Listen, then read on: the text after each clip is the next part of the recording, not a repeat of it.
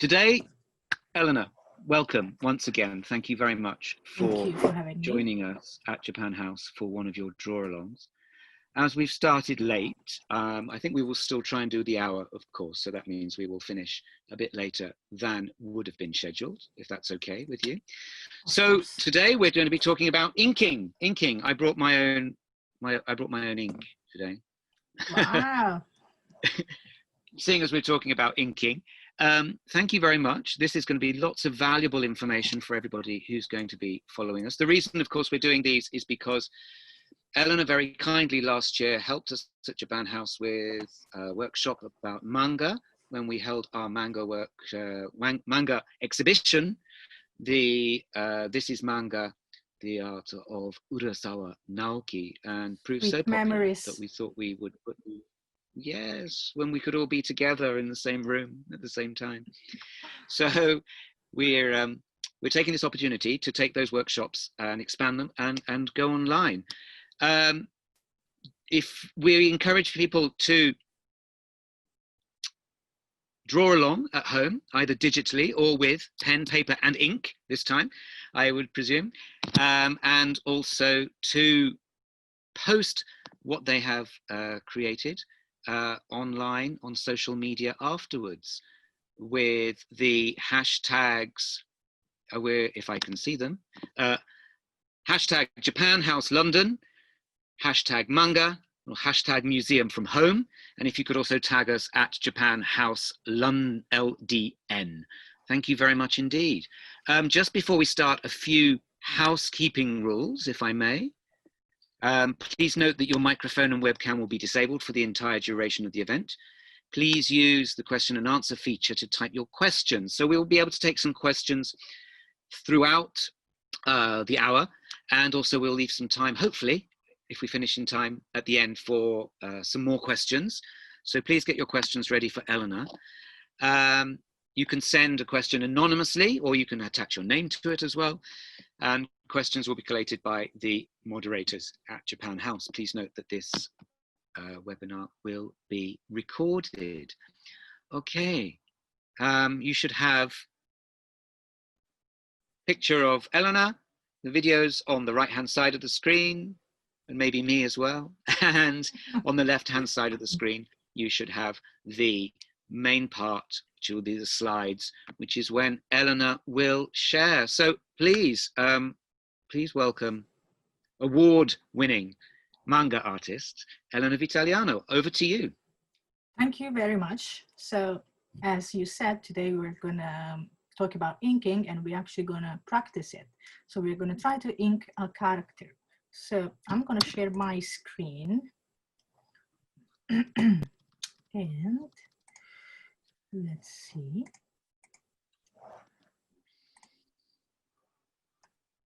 Do you see my screen? Just double checking. I see a blank screen at the moment. Perfect.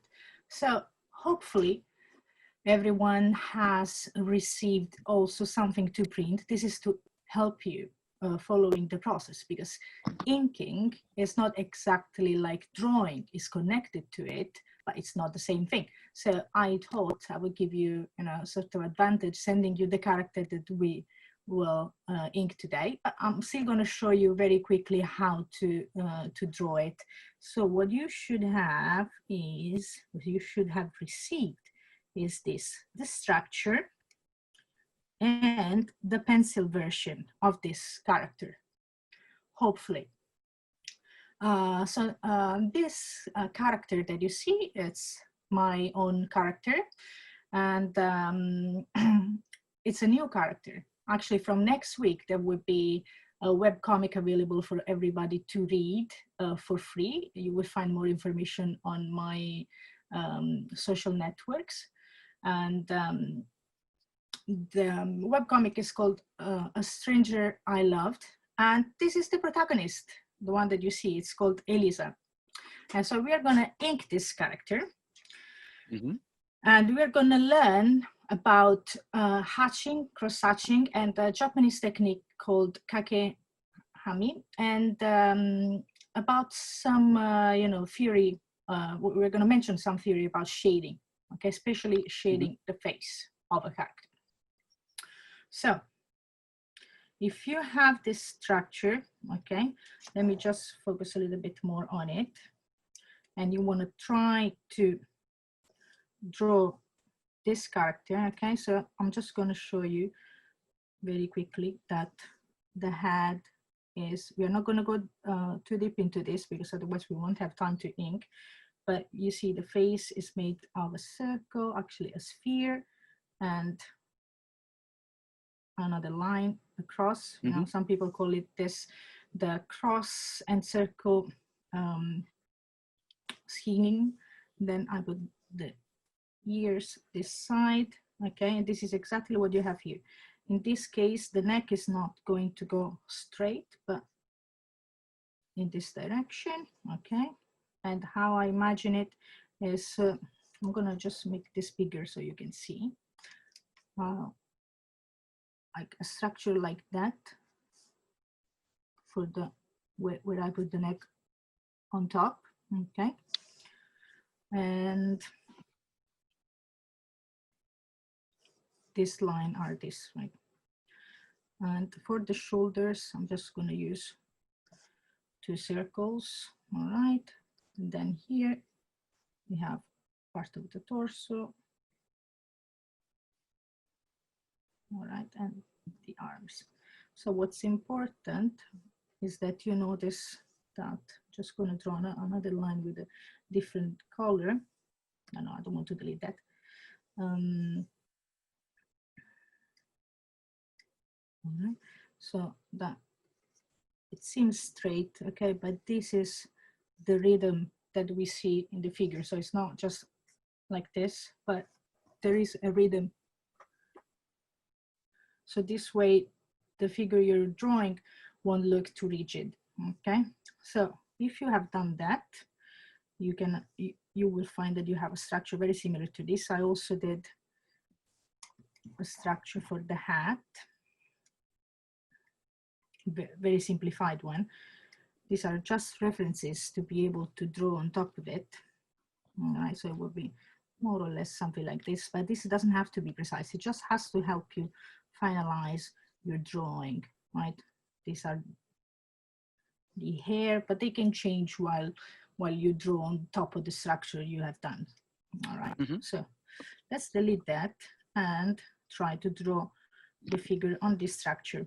So many people use a blue pencil because when you scan it, there's a very quick way of not showing the line. So whatever you do with that, you will just get the ink on the scanned version of your drawing.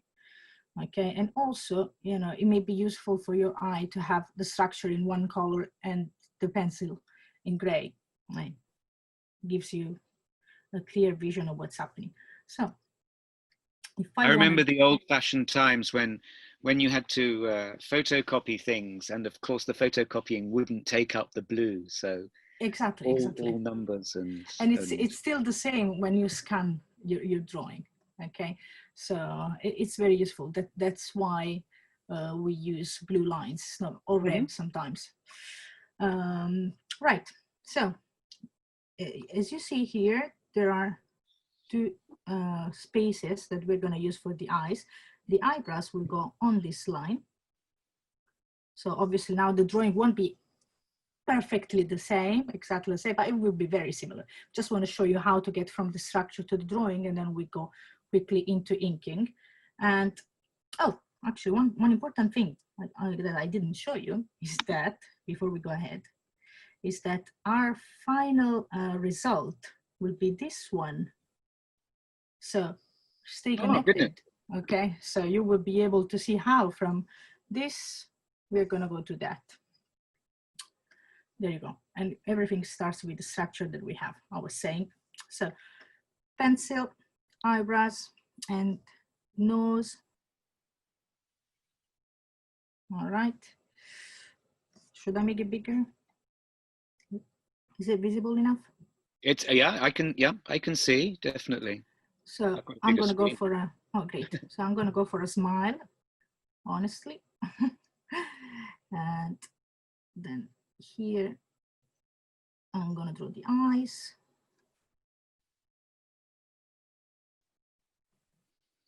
Right. So the structure really helps you to know where to place things, not having problems with symmetry. So basically, if you, I know it may be boring to draw a structure. You may not see the point at the beginning, especially, you know, when you start drawing, you just want to make beautiful things, but it really helps. Okay, because when you make a mistake with the structure, you can fix it straight away. But when you finalize a drawing and then you notice, oh, but this eye is bigger than the other one, and you spend hours on that drawing, it's really awful. All right, it's really, really awful. So it's important to have your structure behind your drawing. Yeah? Absolutely, absolutely. Yes, some people may be able to draw without structure, but that's because they have done that particular thing so many times that they have memorized the structure. So before you actually memorize your own structure, let go. draw with the structure. And also the structure, is easier to move in the space. So when you want to add, you know, more you say three-dimensionality to Yes. your drawing, you know, it's easier to move a cube and a sphere than the whole body, you know. So you start with a simplified version of what you want to reach. All right, so I'm going over the hair. I'm still using the structure I made, doing the ear and earrings. Maybe I want to fix the smile because I didn't like what I did. Fix it a little bit. This part of the eye should be thicker, the eyelashes. All right, and just gonna make this bigger so you can see what I do in the eye. Okay. And then I'm gonna go to the other side of the hair. It's good to have references, you know, before you start drawing. Maybe you want to look at picture of people with, you know, sort of curly hair, or anyway, not totally straight hair, if this is what you want to draw, right? To make sure it looks as natural as possible. Sometimes, you know, even expressions, you may look at expressions in the mirror, or you can take pictures of yourself. So this is the apron, shoulders. You know, I use the structure to know more or less where to place my lines, but my drawing is not the same as the structure that I did. So I'm building on it. All right. There you go. See, it's not exactly the same as before, but I think you got the concept and you probably had fun to draw it too. So we're gonna get rid of this. So we did the structure, this one, right? And we did draw on it. And this is the result we reached, quite similar to the other one. And now, before, you know, we are able to do something like this, we have to go and see a bit of the theory of hatching and cross-hatching. Okay. So what do we traditionally use to draw manga? Okay, there are some specific tools that we use. Well, when you draw digitally, the advantage is that you have everything in your tablet. So this part on the top right part of the on my screen, you can see several tools, and you know, you can choose pens, you can choose pencil, you basically have everything. All right, it's not exactly the same as drawing in a traditional way, but it gives you some advantages, as we said also last time. So what I'm going to show you are the traditional tools to draw manga that I also use every now and again. I used to go to Comic-Cons and comic events, which are now suspended. And when I go to this kind of events, I always draw with traditional tools. Well, one day we will have that again. I hope so. We have a question here, actually, so I think you're about to answer it by doing exactly what you're doing about, about inking by hand. And are you, you're using a drawing pad, or are you using the mouse to No, move? no, I'm using a digital pen on a digital tablet. Okay. This is Cintiq. Okay.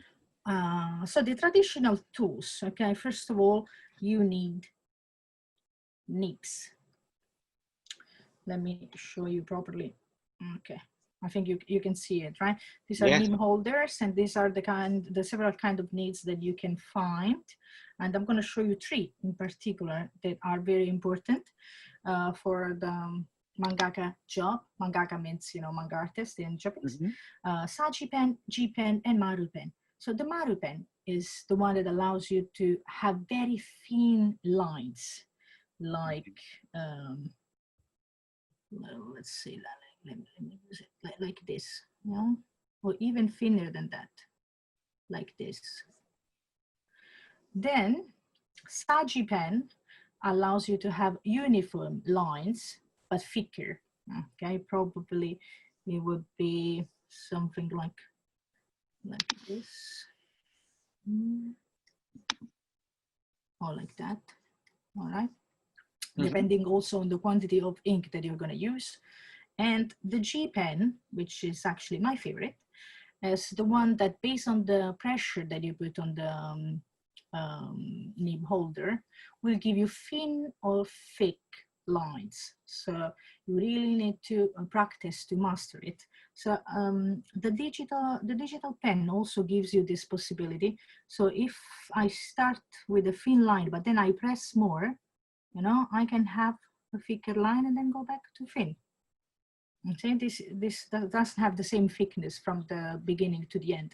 And this is what the G pen allows. I think you're gonna also have links to the material if you are interested in trying them. So they will be in the chart for you. And obviously, to draw with the nibs, you need ink. So there are different kind of inks, waterproof or not waterproof. It really depends if you need to do some, gray or not. Most manga artists use this kind, this one, which is the same as this one. So these are Sumino hana. So yeah. I do have this one as well, and it's very smooth. You can actually see, once that you try different kind of ink, you can actually feel the difference on the paper. But this will come later, so don't worry about it. Start with whatever you like. If you have chance to buy a nib and buy some ink, just try. Put it on a paper, and you will see how many times you spill the ink, and you don't do exactly what you what you want to do. There are other tools, many other tools, to draw manga. Even, don't forget the ruler. It's fundamental. And some other kind of pens, like this one on the side here. Let me make the image a little bit smaller so you can see it properly. 1 second. So you can use marker, especially for a big portion that have to become black. And sometimes you also need white ink, okay? You do. It's not just for corrections, it's actually to make lights and several other effects. Okay, and this is all about what we are gonna, well, there is much more to say, obviously, but we're just gonna stop at that. So this is the basic nib holder, ink, and maybe ruler. All right, now what we're gonna, as we need to ink, and when we ink, we often use hatching and cross hatching. Okay, we're gonna try to do it together. So please, on your paper, draw 4 little squares. Okay, not that big. Draw them small, because otherwise it's going to take too long to fill them. Okay, so just 4 small. How small? When you say small, how many centimeters square should they be? Okay, I would say like 2 for 2 or 3 for 3 centimeters. Okay. 2 centimeters by 2 centimeters, or 3 centimeters by 3 centimeters. If this is your paper, okay, if this is your A4 paper, do your squares like this big, okay? on the paper. Okay. All right. And there you go. All right. So hatching and cross-hatching are linear drawings techniques, right? So we use lines to draw, and they can be used to create texture, to create value, okay, and the illusion of form and light. So hatching is created when you use non-crossing lines, okay, to indicate the value of an object. While cross-hatching, you know, as the word says, you actually make the line crossing.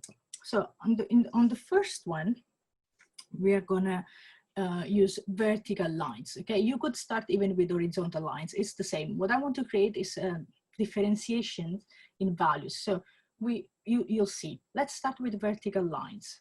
I'm gonna use a tool that will allow me to make straight lines. So I won't make, it won't take me too long because my square is very big. And I would advise you to do it slowly, okay, and try to be as precise as possible. This takes exercise. No, this exercise takes practice. All right. Oh. And you can use this to shade on a character, to shade on backgrounds. All right. You can use it to do many, many things. Once that you master it, it's important that the lines are equally distant from each other. Sometimes you make mistake, that's all right, it happens. And that's why you want to practice, because especially when you do it traditionally and you make a mistake, you know, it's very painful because you cannot undo what you've done. And you're gonna suffer a bit. You're probably gonna have to draw everything from the beginning, or you have to use white, all right? Also, I wanna show you that if you start having lines that are closer, maybe I'll show you on this. So you can have lines that are separated like that, but if you make them closer and closer, okay, it creates a sort of shading already. Mm. And this is another tool that we can use. But for now, let's focus on the fact that we have vertical lines here. So do vertical lines also on the other square. All right. So I'm gonna copy this and paste it on all my squares. So you can do the same. Just fill all the squares with vertical lines, please, while I copy and paste, because this is the advantage of digital work. And when you mentioned digital here, just a quick question. What software are you using actually? This is Clip Studio Paint. Thank you. You can probably read it on the left top corner of the screen, I guess. Yes. Yeah. You can use I can see it. also Photoshop, but I can also advise you of free software available to anybody that is called Medibang. And it has many of the tools that you will need, and it's totally free. So it's for a computer, for a phone, for iPad. So you can use it on everything you want. Now, as I said, we are going to create value and texture, right? So we have vertical lines on every square. But now on the second one, we're gonna add horizontal lines. So it will look darker than the one we have done before. There you go. So as I said, it's important that you keep the distance between the lines consistent. Okay, it has to be always the same. But don't get discouraged if it's not too easy. Okay. So do you start seeing the difference between the first square and the second one? Okay, they have a different value. The first one looks, the second one looks darker than the one before, right? And now I want you to draw horizontal lines also on the other squares. Okay, I'm doing it with you, so I won't have too much advantage instead of copying and paste. But that's because on the third square, we're gonna also try to do different kind of lines. All right, nearly there. For the last square, I think I'm gonna copy and paste. Simon, how's your practice today with your ink? Well, I don't have a fine enough pen, I'm afraid. That's fine because you can use ball pen, ballpoint pens. Yeah, Ballpoint pen? Yeah, as well. I don't have a ballpoint pen with me. I only have a fountain pen at the moment, actually. Then you will it's a have little to bit use thick, that one. unfortunately. So maybe I'm going to be excused practice today. I'm not sure. I'm still recovering from the computer. Okay, change, okay. Sudden computer change. I'm not so sure we should let you do this, but maybe. All right, so I'll be nice for today. So third value on the square C, okay, we are gonna draw this kind of lines. Diagonal okay? line? Yeah. Mm-hmm. Try to keep them, you know, when you go too quick, you know, you don't do a very good job. But we don't have all day, right? No, I'm impressed with your patience with these very fine lines. Well, this is just a square. Imagine when you have to do it on a full page.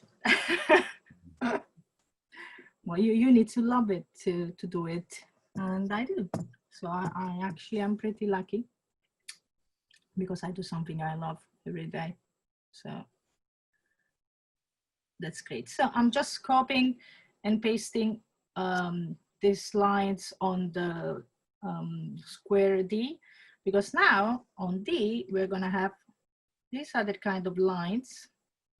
Let me see, I think my computer is saving stuff. Probably, yeah.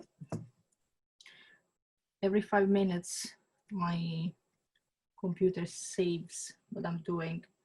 So, okay, so these are the lines that we are gonna have on the square D, okay? So as you see, from A, B, C, and now the last one that would be D, we're having darker and darker value. And this is very useful when you want to make textures or, you know, give the impression of shadow, different kind of shadows on your drawings. All right. You see, you cannot really see all the lines at one point, and you could, you know, I'm going back on it to make it darker. You could do other lines to make it even darker. You can start again and do, you know, other horizontal lines, other vertical lines. All right. So now I just want to show you that we can use this to these values to make a nice shaded cube. And the kind of shades that we are going to use, you know, can be used on any kind of object in manga, or also on characters. Let me just get rid of this. And sorry, we have a question. Sorry, just a repeat question. Could you repeat the name of the free software you mentioned to download? Medibank. I'm going to write it down so you can all see it. Thank you. We had several people asking that. So yeah. It's good to know that there is a free software. The software is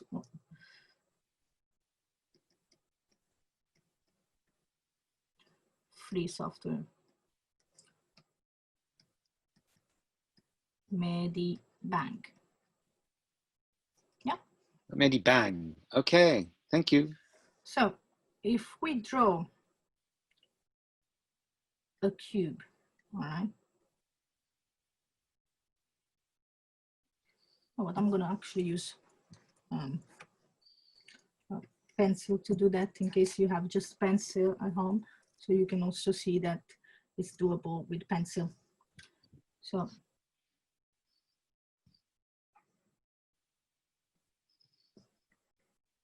it's not a perfect cube, but who cares?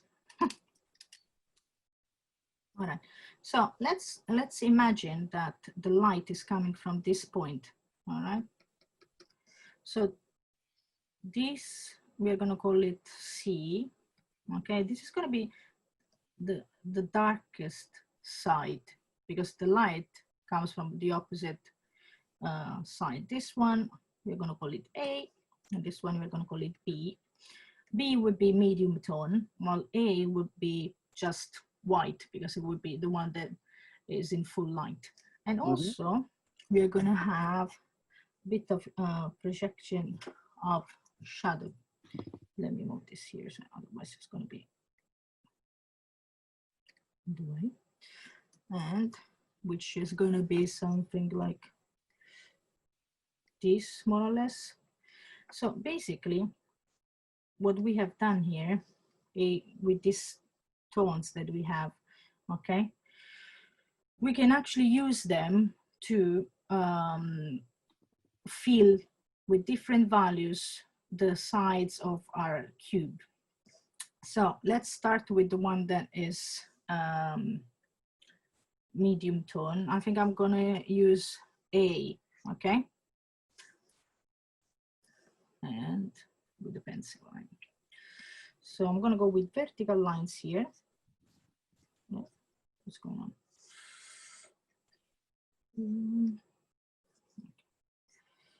Vertical lines. Try to do the same, so you will have a cube with shaded, you know, sort of properly. Also, as this one has to be darker, okay, we're gonna still use vertical lines, but then we are gonna go over the lines again. And also in the shadow, we are gonna use some vertical lines, but you see what we need to do. We need to differentiate the sides.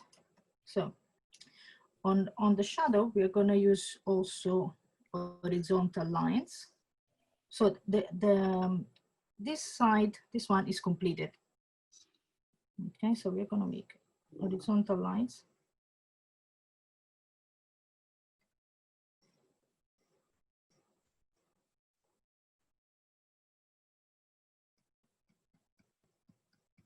There you go.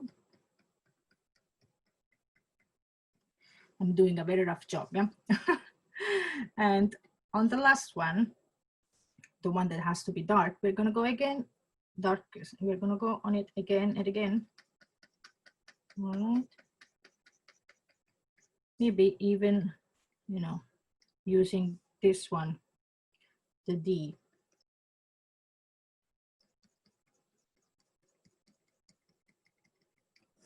All right. So we have one question here saying, my boxes, this is from Ellis. Ellis is saying, my boxes aren't getting darker. Should I use a different pencil?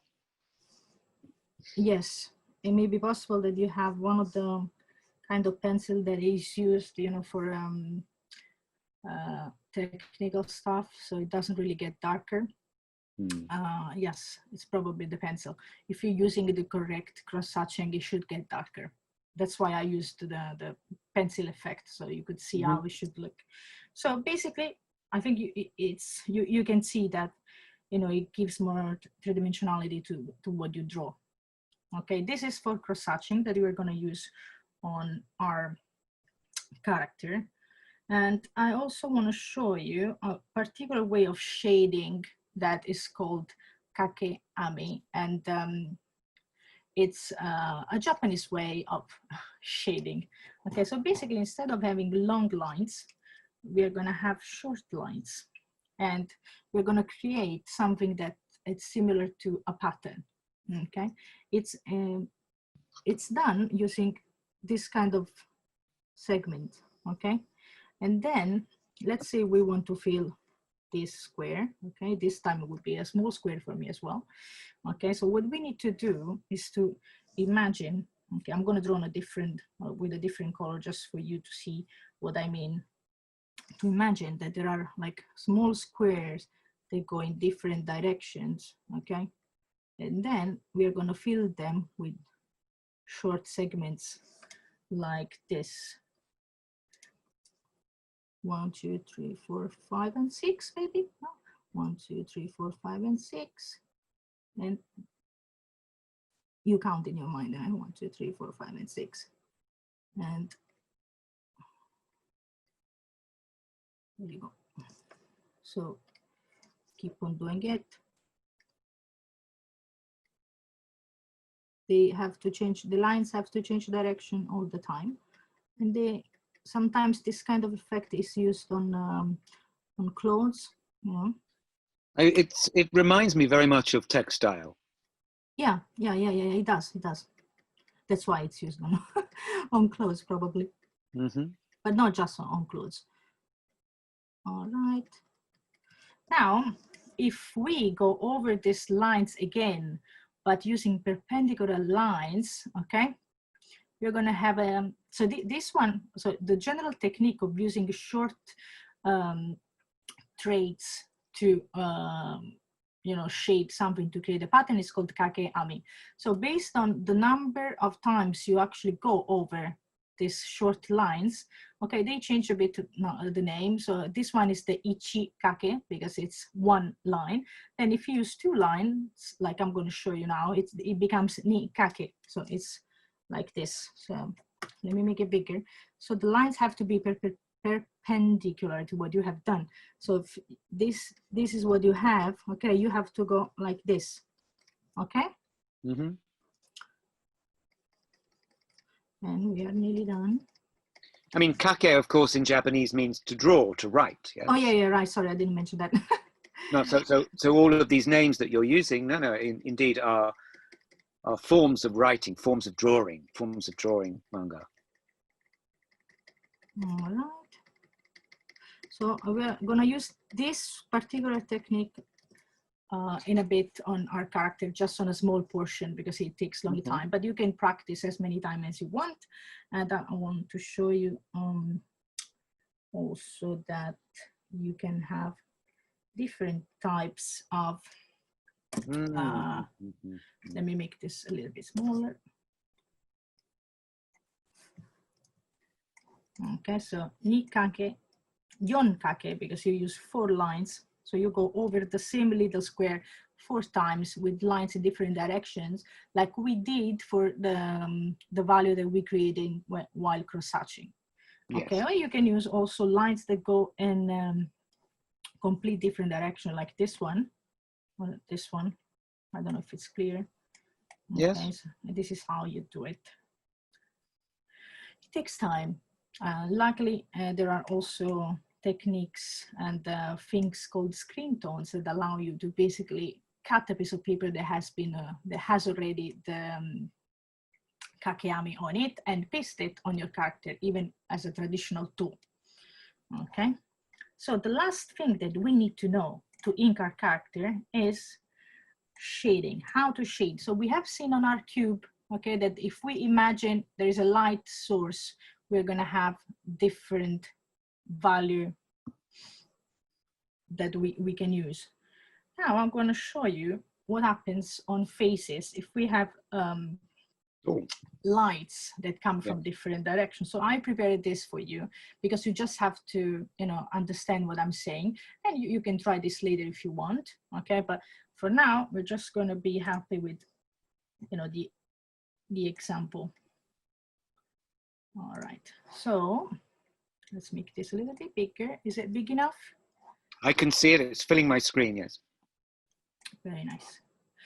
Now, so if the light comes from this side, okay, so this the opposite part of the face will become a little bit darker. So we are going to follow the lines and the planes that actually form the face, you know, because it's not like a piece of paper, you know, we have curves, we have Well, this comes, you know, with studying a bit of the anatomy of the face, but for now, you know, you can just understand where the light is going in the shadow. So when the light is on one side, the shadow is going to be on the opposite side.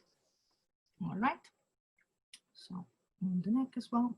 I think you made an important point there, isn't it, as well, about understanding the anatomy of the face here as well. Yeah, because for example, what is this triangle that you see here? It stays there because this part of the face, you know, it's how do you say, when it's not on the same plane Sticks of out, the yes. rest. Your cheekbone, yes. Your cheekbone sticks out. So exactly. Yes, I didn't know that verb. Thank you. How do you say it again? stick out. Yeah, yeah. That one I would have known, but didn't. Cheekbone. Yeah. No, the stick. You said stick out. I thought you said the Stick technical out, yeah. The cheekbone sticks out from the rest of the face. All right, no problem. So this is one kind. Now let's pretend the light comes from the back of the character. So from behind, yeah, from behind the head. Is that right? Yeah, but like here. Okay. Obviously, if I draw it, you don't see it. It will be behind the character. Right? So this means that all the face will be shaded, and just this part will be in the light. So I'm going to show you quickly. It will be something like this.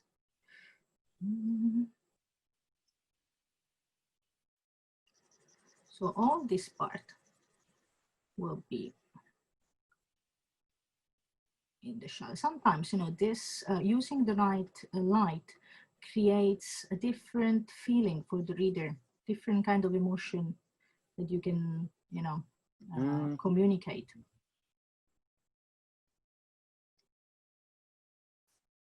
Okay. That's so effective.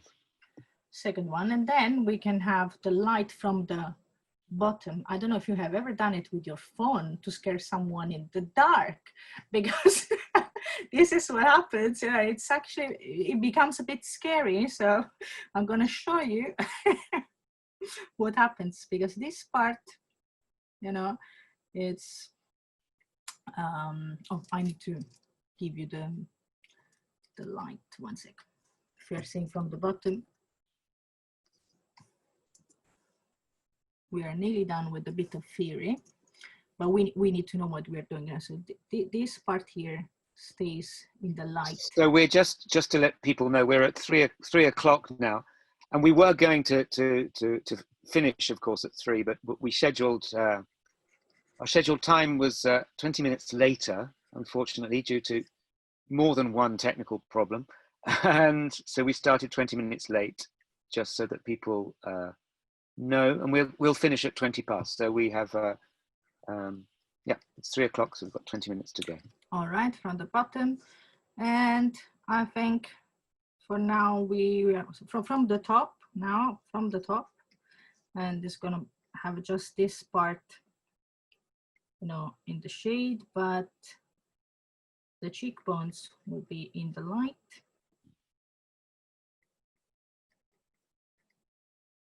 And the chin as well. Something like this, very roughly. Mm-hmm. There you go. And I think we're fine for now. We can have different kind of lights coming from more than one direction. I think we can stick with that. Okay. Obviously, if we have the light coming from the other side, it would be exactly the same, but on the left side, we're going to have all the shadows on the shading on the left side. Now, let's go back to our main purpose, which is to ink our character. And here we go. We're going to reach this. We are going to try to reach this result. Okay. So one important thing to remember is that you don't have to rush, first of all, okay? And in this case, we're gonna imagine that our light comes from this side, okay?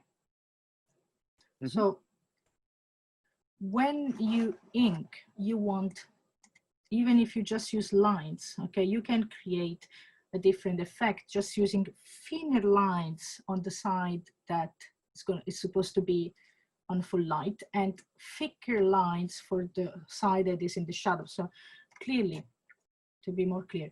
Okay, so for example, on the hat, this side, the light comes from here. It's going to be thin. Okay, I'm going to apply a different kind of pressure to have, you know, thicker lines and thinner lines. But if you have, you know, ball paint pen, okay, you can do the same. Or you can go over the lines more than once. Okay, so it will get thicker. That's how I used to do it when I didn't have any tool, and still doable. If you have the pencil, just a pencil, you can do the same. All right. So instead of applying a different pressure, you will just go over the lines more than one. Just to be clear, this is a thin line. Okay. If I want to make it thicker, I go. We have a question here from Raji saying, "Is it possible to use a brush pen for inking?" Yes, I do it as well. Yeah, it is, and it's a very versatile tool. It's a bit like the G pen. Okay, because so you can go thin and thick, yes? Yes, depending on the pressure. So this side, you know, we said it's thin. This side would be thicker, like that. All right. Do you see the difference between the two kind of lines? Mm-hmm. Yeah. So this one, it's basically going to go from thick to thin, like this. And same here. So all the lines that are on this side will be thicker, while all the ones that are on this side would be slightly thinner. So you need to be careful with the curves. Obviously, it takes a bit of time to get used to, you know, go to basically trace the drawing you have done. At the beginning, the lines are shaking. It's just all normal, okay? Just do it more than once. If you do it just once and you think you're going to get perfect result, it's not going to happen. So this part is going to be black. This is what I thought. I'm not going to differentiate from a light or, well, I could, but let's have it just in black for now. So one interesting part is going to be the face, right? So if you have different kind of pens, use the thin one to start with, okay? Like a 01. And I also going to use, you know, thinner traits. So I'm going to show you the eyes very big, what I do, okay? So you can even do it on a different drawing. So eyelashes, I go over the lines several times to make it this part, top part, thicker. And then I try to go with a confident line to draw the proper eyelashes. And this part is going to be thinner. And the top bottom part is going to be thinner again. And then some small lines for the eyelashes at the bottom. Then I'm going to use a thinner pen for the inside. Maybe I'm going to, the pencil is going to be blue so you can see better what I do with the pen. So even here, I'm using, you know, just thicker lines on this side and thinner line on the other side. I'm going to add a few lights and I'm going to make this black.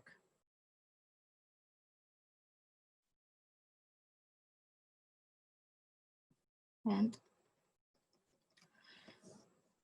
I'm going to use some hatching, okay? You can also use cross hatching here and go over the line again. Okay, it creates a different feeling. So I'm going for a third time on the top, and step by step, it looks like it's becoming two-dimensional. So I'm going to add a few lines here. I'm going to do the other eye as well. So again, this part is going to be thicker. Bit of a confident line for the eyelashes.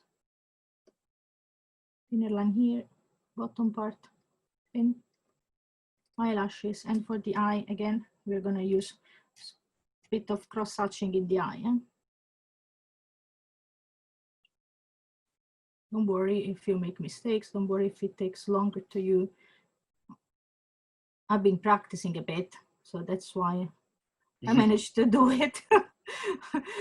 So, bit of You mentioned lines. as well that this hatching, this Yep. cross hatching does give three-dimensionality to Yep. what you're. So look at what happens in the eye. Right? So I first go with just one line, okay, oblique line. Then on the top part, I go again with a different direction on the lines, and then this part I go again, so it becomes darker. And here, just add a little bit of. And when you look at the eyes from far, farther, it gives a nice, very nice effect. Now, let's go with the rest. And nose. I hope you can follow the lines. I always like to add a bit of lines on the nose. Don't ask me exactly why, because I don't know. I just like doing it. And now, sometimes, when I draw traditional tools, but even in digital tools, I move my page. It's not the problem. If you're not able to do the lines on the, what I mean is this, like you can rotate the page if you want, okay?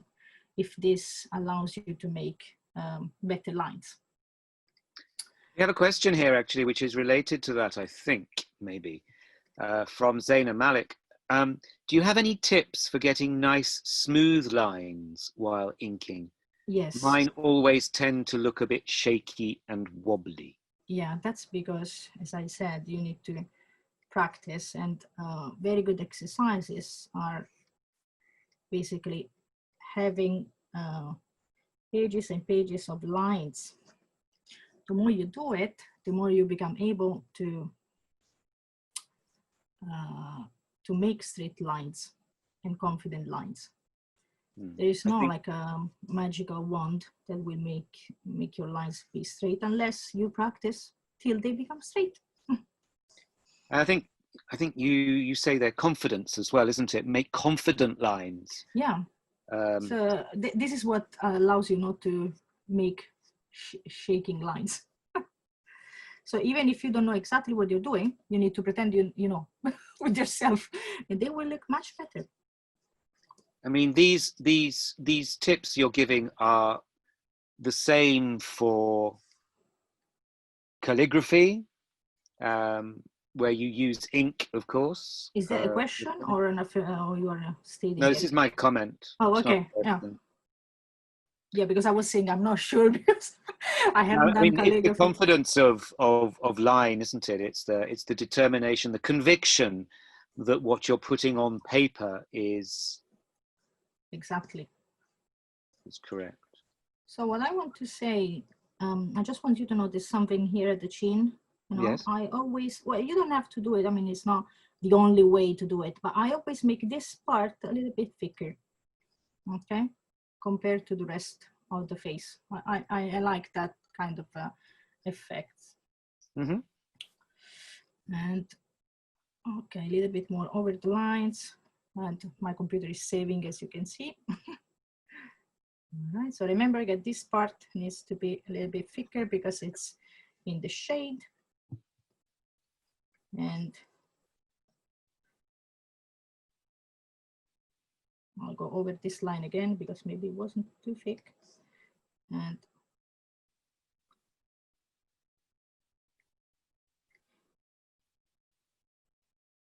we have about 10 minutes, I think. Yeah. Just to let you know, it's wonderful to see how it jumps out. Actually, your inking is already. Yeah, I mean, this is something I really love about inking. Bringing this to life. Exactly. Even if your pencil is not perfect, with ink, you can do so much, and it gives a complete different effect to your drawing. So let's actually see what I've done. So, the little lines on the clothes, you see, that are indicating the foldings, right? So you always want to make them thinner than whatever you do for the outside. Okay, you see how this is thin? Like compare this line. Can you see my cursor on the yeah? So on the shirt there, you're highlighting an area which next to so the this button. part, I can actually do a circle so you can see better. So this part, okay, has these kind of things. You see, I've used always thin lines compared to these lines. Okay, so the one circled in blue that are the foldings on the clothes, they have to be always thinner than the outside. Okay, otherwise it's going to create a weird optical effect. So what do we have here? So this, if the character was blonde, we would have, already done everything with with it done. Now, I just, as I said, I want to add a bit of shadows, okay? And you can do it with your pencil, okay? So as I said, the light is coming from this side, and so it's exactly like the cube thing, but we are going to use just one value of shade, okay? Instead of having to differentiate, we're going to use just one. Okay, so the light comes from here. So this part that is at the bottom of the hat is definitely going to be dark like that. This part as well, if I manage to move my pen. Yeah. All right. So the hat, this side will have a bit of shade. I will go for this, indicating, that probably the hat is not straight like this, okay? Mm-hmm. And this part of the hair will be a bit in the shadow as well. But let's, I'm going to make the hair just black, so you can fill them with black without having too many problems. And we're going to just leave a bit of light. I'll show you. But let's focus on the rest of the face. Okay, so we're going to have a bit of shade here, Also, the hat is going to project a shade on the forehead of the character like this, and a bit here. When it comes to the nose, most of the time, this part is shaded, and they also project a small shadow like that. And this part is also going to be darker. Okay. So we have about 5 minutes, I think, then. Yeah, we are nearly done. Of time.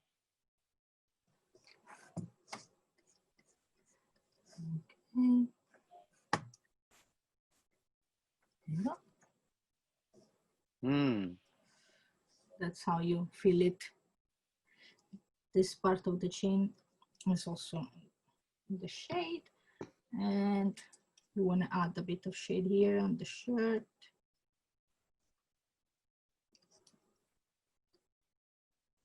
You need to think, so where are the lines that I made, the foldings and all? Which part will be shaded? So it comes with practice, This part will definitely be dark because it's the inside of the shirt, maybe a bit here and here. And now,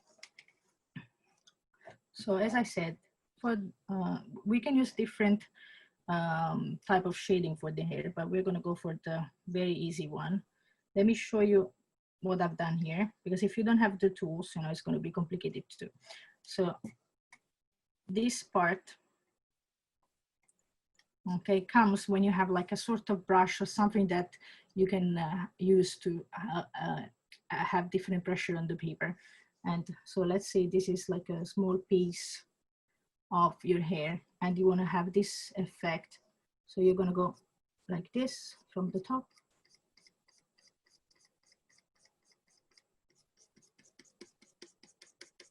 Okay, so just like a brush. Exactly. So because your line have to start thicker and then go thin. You just have to have a brush to do that. But we can still ink black hair, and what I like to do is to make them all in black. Let's see. Let me check if, how many minutes we have. 1 or 2. Okay, just in time to, so basically everything will become black in a few seconds. And don't forget to make also the eyebrow black. So what I'm doing, I'm gonna go over the lines and then I can color inside. Well, this is what we used to do when we were coloring the drawings long ago. I mean, I used to do that when I was a child. Well, when you're a child, and yeah. in order to stop coloring over the lines, you make a thicker outline for. Exactly, and you still do that. It's correct. So it's nearly done. Well, while you're doing that, yes, maybe we've got a couple of questions. Yeah, I'll be able to answer. Go ahead. Oh, one question here. Can we use the shift button to help draw straight lines? If you're using, digital, it depends on the software, but yes, I mean, you can yes, use every help you can. Why not?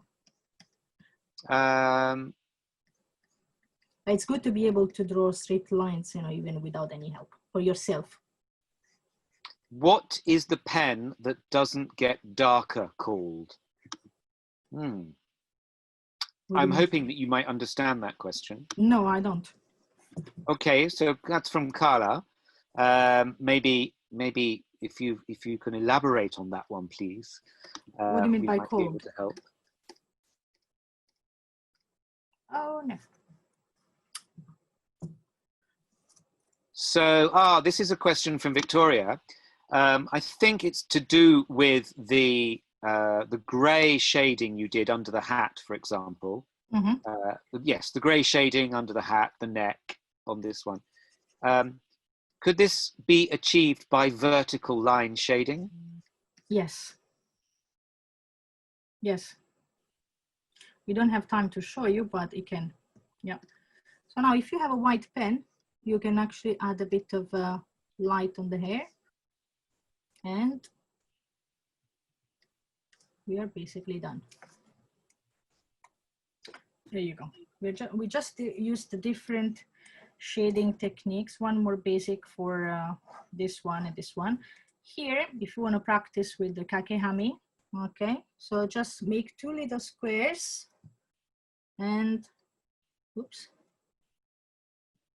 here, and fill them with kakehami as I did for this other example. You see? Ah, yes. And yes, all the shadow of the gray part, we can actually fill it with any other value, with vertical lines or even horizontal lines. It really depends on what you like and what kind of effect you want to achieve. Oh, fantastic. Thank you. I mean, there's a question here which is asking, can you show us how you can use the software to fill the areas with cross-hatch patterns or textures, or do you always draw them by hand every time? No, you can do it also with the software. Yes. So, for example, I'm going to show you on this. Do we have time, Simon? Because the maybe this is the last one. Yes, maybe. Okay, perfect. So let me show you on this drawing. Okay, so you've for this software, it's not the same for every software, right? So this one, okay, you see this shadow. Okay, I can get rid of it if I want or not. Yes. Now, if I use this kind of things that are called screen tones, okay, can you see them here? Yes, I can. All right, so I will first select all the gray part, right? Yes. And then if I drop this in, you see, it's very practical. And yes, it's can replaced it just like you that. can use a different one as well. Like you don't like this one, maybe I want to use this kind of lines. And here we go, vertical lines, as you were asking, not made by hand, but this is a result you can achieve even, you know, at home if you are patient enough and probably use a ruler. Oh goodness. I can see that, you know, we've come to the end of the time here already, but I can see that there's so much more. Maybe even another lesson on cross hatching only. My goodness. Yeah, well, this is just the beginning. It is not a threat. Of course. That's marvelous. Thank you very much, Elena. No problem. That's been amazing. I'm sorry, everybody, that we had to start a little bit later, but the technology gremlins got the better of us. We have. I can see that we have somebody listening to us from Greece, and asking for these pens in Greece. I don't know what you mean exactly, but we will try and find out something for you, definitely. So thank you very much for listening. Elena, thank you very much. This isn't the we have more, I believe. We have some slides, I think, which we can show for what's coming up next. Okay. So thank you. Remember, if you've been drawing along, please do post your inking. Yeah, I'd like to see all your exercises, and if you tag me whatever on Facebook or Instagram, and Twitter as well, I will definitely check your drawings. All my pages are with my name, my very long and complicated surname, Vitagliano. But please do tag me so I can actually check what you've done, and I will comment, maybe give you advice. It's not a problem at all. And I also want to take this opportunity to remind you that from next Monday, there will be a webcomic available for you, free to read online, that I made just for you, because this quarantine is hard. That's wonderful. Thank you, Elena. So please do tag hashtag manga, hashtag museum from home, hashtag Japan House London. We have more events coming up. We have more on the 12th of June and also on the 16th of June. What's really interesting is my screen now is hiding everything. There we go. I'm able to get something. You need to guess without reading. Tia is coming to us next Friday, and then you'll be with us again on Tuesday the 16th. That's in 2 weeks' time. Yeah. Wonderful. Thank you very much indeed. We also don't miss any opportunity to practice manga, guys. Huh? No, indeed. That's good advice. Every day, yeah? Every day. Draw every day. And we have something very exciting on the 25th of June, 5 o'clock for an hour and a quarter. We have Kimono Kyoto to Catwalk, where I'll be in conversation with the curator of the kimono exhibition at the Victoria and Albert Museum, Anna Jackson. Thank you very much indeed. I look forward to seeing you again. Thank you, everybody. Bye-bye. Stay safe.